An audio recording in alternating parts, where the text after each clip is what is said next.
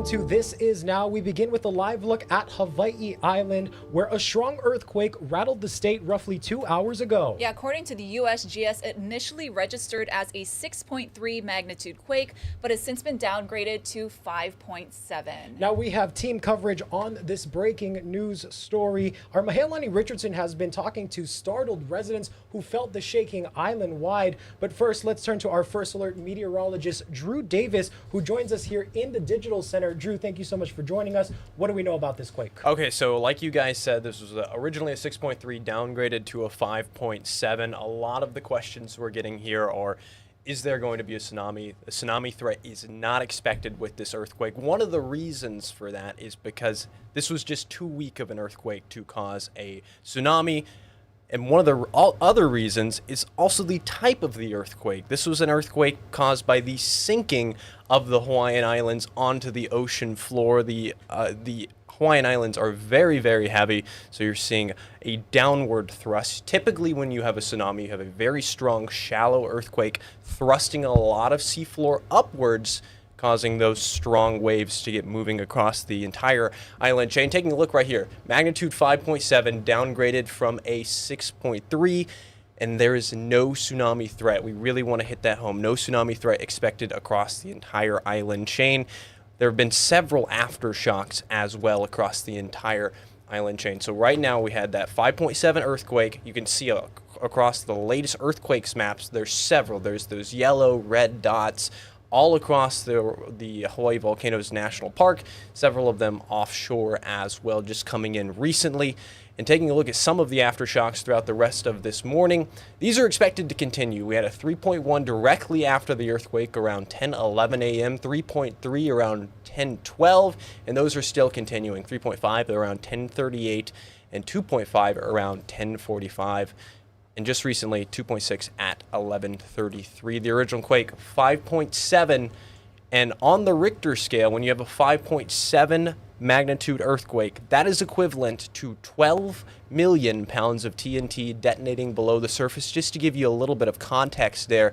And again, this was at a depth of 23 miles below the surface. It was shallow enough to cause an earthquake, but the reason that cause a tsunami was because of the direction of the earthquake. It wasn't an upward thrust. It wasn't thrusting ocean water away from where it's located, causing a wave or motion in the ocean. So taking a look at the deeper look at the magnitudes, this was felt all the way at Kauai, and it was a 5.7, a moderate, around the middle of the Richter scale. Typically, we see these around 1,500 times per year, a little bit closer to the 6 scale, so a little bit more rare. About 120 magnitude 6 earthquakes happen yearly. So this was a relatively strong one. It was felt on the windward parts of Oahu as well. And again, no tsunami threat is expected. Aftershocks are expected to come throughout the rest of today and the coming weeks. We're going to be tracking this. The USGS is going to be tracking this throughout the rest of this as we continue getting these aftershocks.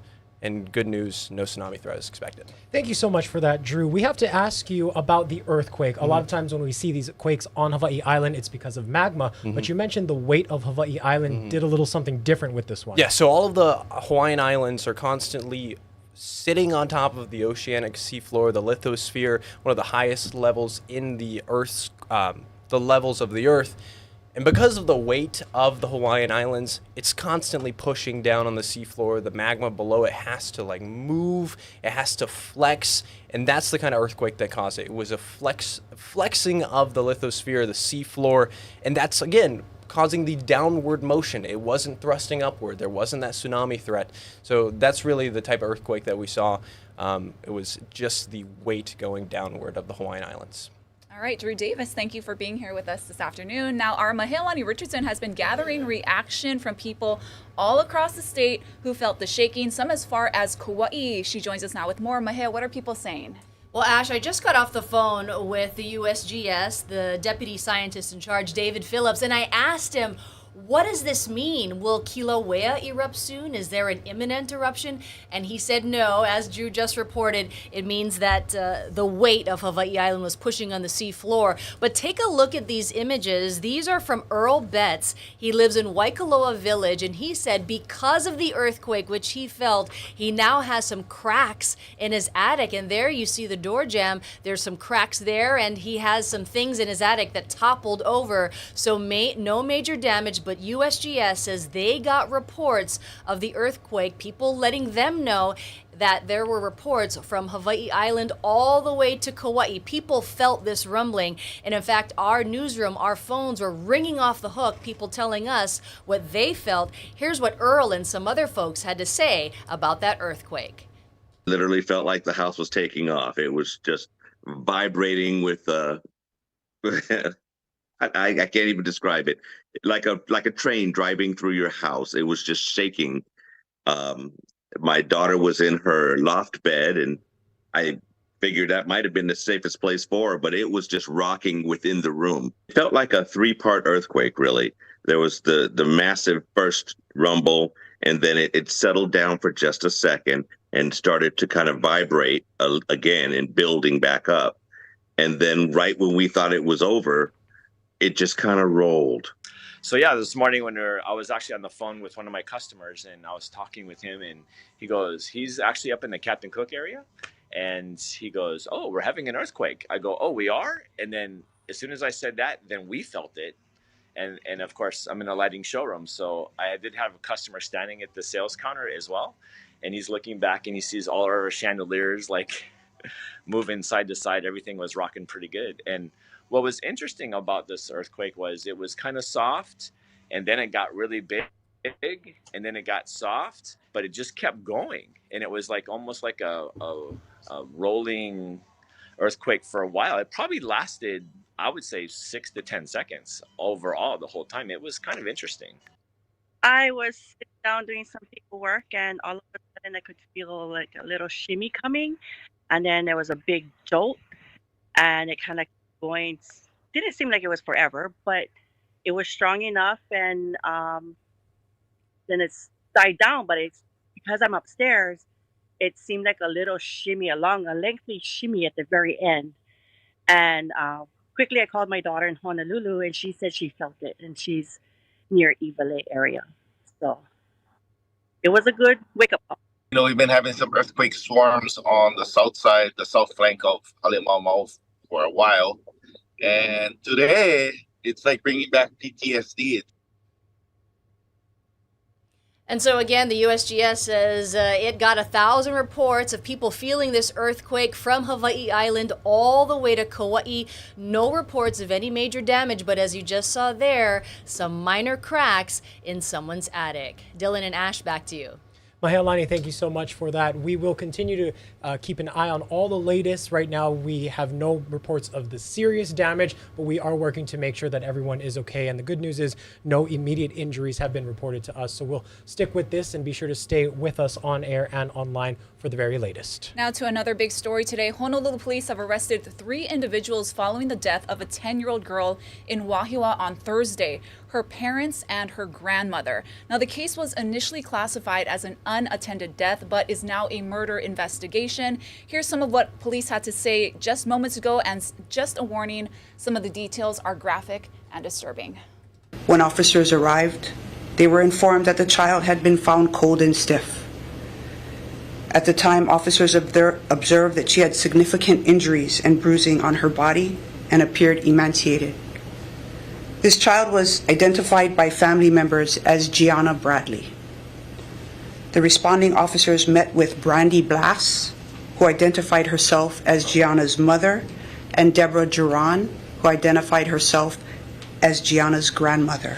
Homicide detectives were called to the home after responding officers noted that Gianna had multiple facial injuries, including multiple scratch-like marks around her ears, eyes, forehead, cheeks, and lips. Her eyelids appeared slightly bruised, and there were road rash type injuries to her chin. Part of her nose bridge was missing, As part of the HPD investigation, in concurrence with the medical examiner's office, a board-certified child abuse pediatrician was consulted. The pediatrician noted that Gianna's physical appearance at the time of death was consistent with medical neglect, physical neglect, and chronic physical abuse, as well as features seen in fatal starvation. Now, there's a lot more to this story. We're going to bring you that online and on later editions of Hawaii News Now. Let's take a look at some other top stories around Hawaii, including the latest on the chemical attack near Ala Moana.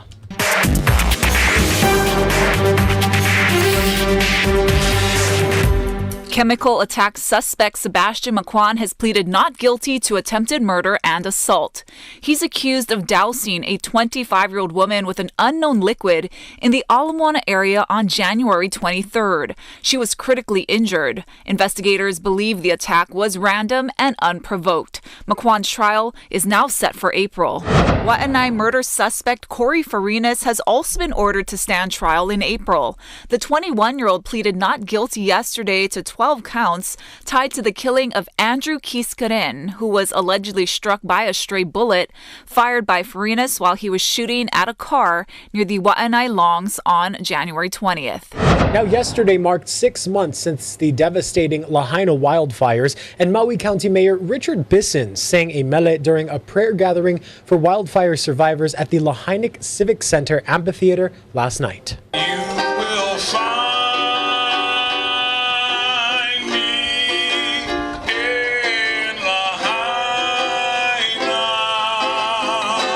The mayor joined with other county officials and faith leaders from Maui to offer prayers of comfort, healing, and hope, as well as to honor the 100 people who died. As the cleanup on Maui continues, housing remains a key focus. The governor says the government and private groups have spent $500 million to get evacuees into long-term units. Of the nearly 10,000 people displaced by the fires, about half are still in hotels. But with subsidies in place, many vacation rental owners have committed to 2-year leases for fire survivors. Because of the incredible success of the mayor's program and the effort that FEMA and DHS have done, it's not likely we'll need the moratorium, and we will meet our needs by March 1st. The number of housing units will meet the need that the families have at this pace. The last thing we want is for anybody to move. We don't want people to sell their properties. We don't want people to be taken advantage of. The governor said this week that they're only about 500 units short of getting all evacuees into long-term housing.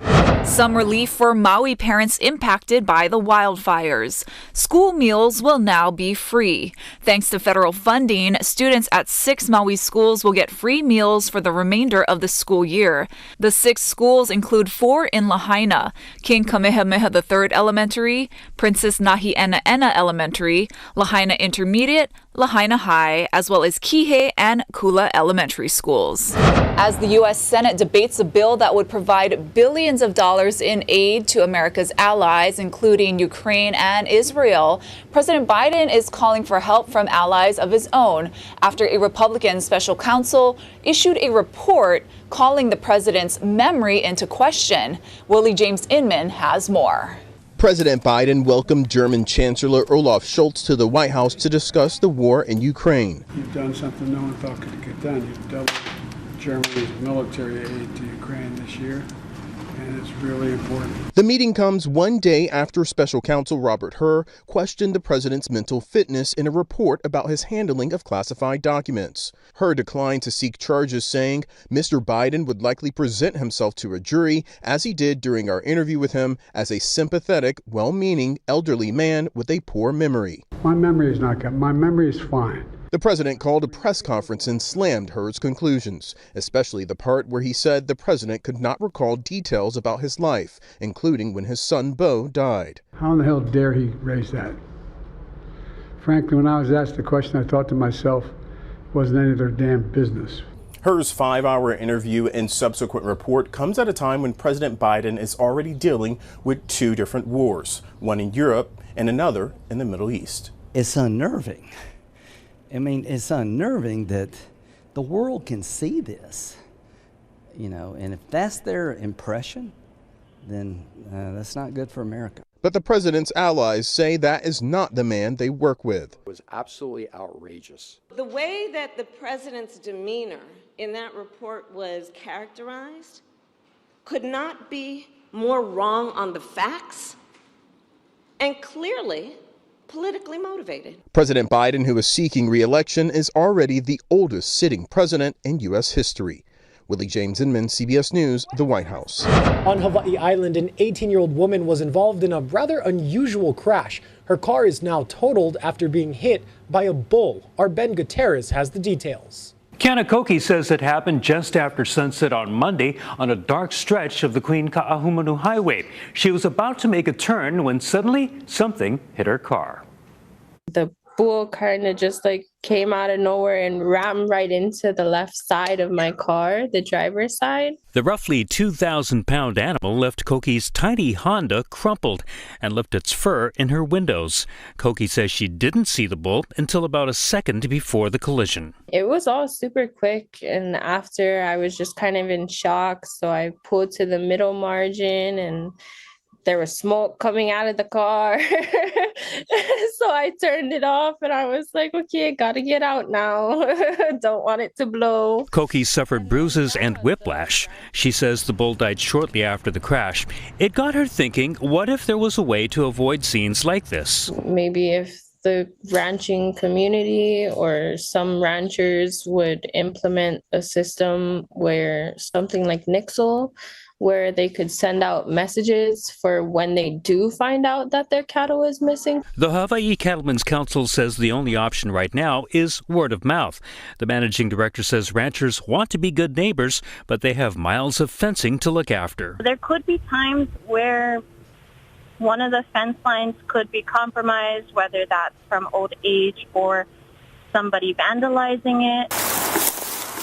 Longtime Oahu rancher Bud Gibson says vandalism is by far the worst problem.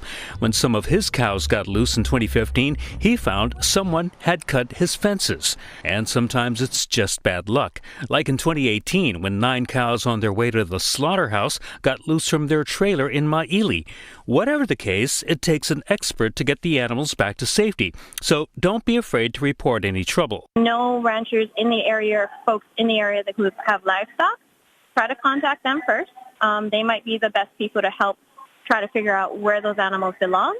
Koki is working with her insurance companies on the bills. Grateful she was able to walk away. I'm surprised that I was so okay after what my car looked like, especially. One study says these collisions have been relatively rare here. State Farm says Hawaii ranks 49th out of the 50 states and the District of Columbia for insurance claims from crashes with animals. Ben Gutierrez, Hawaii News Now.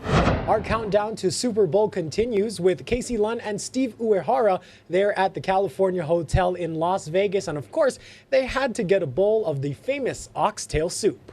Look at that, oxtail! It's one of the staples, of course, at the California Hotel. We're joined now by the executive chef here in the downtown region, Chris Dreyer. Chris, thanks for joining us. Thank you so much. much. And actually, thank you for all of this. Yep. Okay, you've come here, you've only been here about a year, you said? Yeah, a little over a year. Okay. Yeah. Okay, so did you come in and decide, hey, I'm going to change the flavors, I'm going to make the oxtail how I want to make it? No, I'm not that kind of a chef. So when I came in, I had a serious conversation with our previous general manager, Andre Filosi, and he said, look, tradition is very important here at the Cal. Yeah. Primarily our business is from the Hawaiian Islands.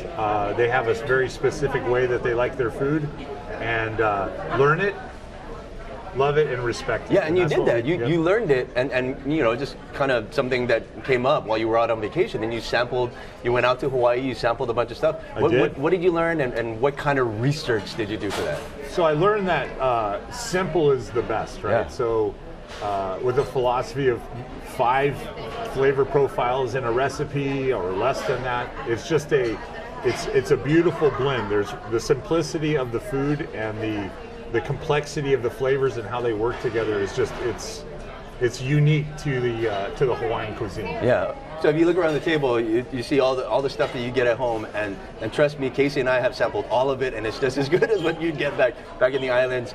From the Saimin to the Portuguese sausage to the omelets, it's great stuff. How much do you fiddle? You said you don't fiddle with this. This is set in stone. No. But how much do you change the menu? here at the Cal? So we rotate things out on a pretty regular basis. We do probably 4 times a year. We'll rotate. The most recent items that we've had is our katsu chicken with our curry sauce. We also have a representation of the Haleiwa shrimp truck, which is our garlic shrimp. We're also doing some tests. We have some samples that just came in the other day for some new lunch plates. So Chef Douglas Oyama, who's our room chef here, from Hawaii, has family in Hawaii, is doing a lot of research, definitely making sure that we're improving the menu and improving the quality of the items that we have. Okay, this might get a little messy. I'm going to be slurping on some of this you stuff. You dig in there? But tell me, while we're at it, can you tell me what makes the best oxtail? So that's all cook time and quality of ingredients. Yes. So we cook about 600 to 800 pounds of, oh my God. 600 to 800 pounds of those beautiful oxtails every single day here at the Cal. And we sell them. You see, I did that. And they line up out front. I did that so I don't have to share it. Yeah, that's Well, Alex, it's tremendous. Chris, that was fantastic. We really appreciate it. Thank you. And make sure you come down to the Cal and make sure you order your oxtail. See ya. Back to you guys in the studio. Yeah. Well, I hope Steve washed his hands before he did that. But if not, that's okay. It adds more flavor. Oh, my goodness. Nothing like the Cal oxtail at like So 3 a.m. Yes, after a long night in Vegas. Let's send you live outside now. A look again at Hilo, Hawaii. The weather has been changing. A short time ago, you saw the rain coming down, and now it's just a light mist that Hilo is famous for. Stay with us right after the break. Guy Hoggy will have your island forecast.